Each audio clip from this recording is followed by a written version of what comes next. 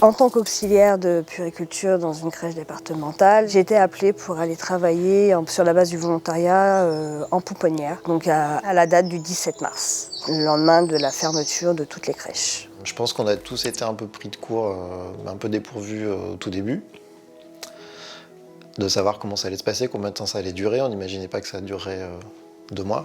On a tous, quels que soient nos métiers, découvert l'adaptabilité. Et très rapidement, en fait, parmi nous, il y a vraiment une majorité de ces enseignantes présentes qui ont été prêtes quand on a commencé à parler justement de service minimum d'accueil, à venir, en fait. Là, il n'y avait plus de cantine. Donc comment les enfants pouvaient manger au moins un repas correct à peu près dans la journée. Et donc on a essayé de savoir sur les communes ce qui était, et on est intervenu dans ce domaine-là beaucoup plus qu'on ne le fait d'ordinaire. Il fallait qu'on écoute toute cette angoisse et toutes ces inquiétudes et qu'on essaie un petit peu aussi de les aider à la surmonter. C'est extrêmement difficile parce qu'effectivement par téléphone, on ne peut pas évaluer ce que vit l'enfant.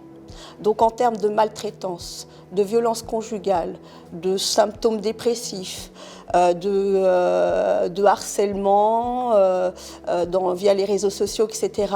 Et donc on se sent un petit peu démuni. Cette dimension de on est chez nous confinés et on se sent impuissant. Donc ça a été extrêmement difficile à vivre aussi pour certains d'entre nous. Que ce soit en EPS ou dans toutes les disciplines, tout le monde s'est débrouillé comme il pouvait.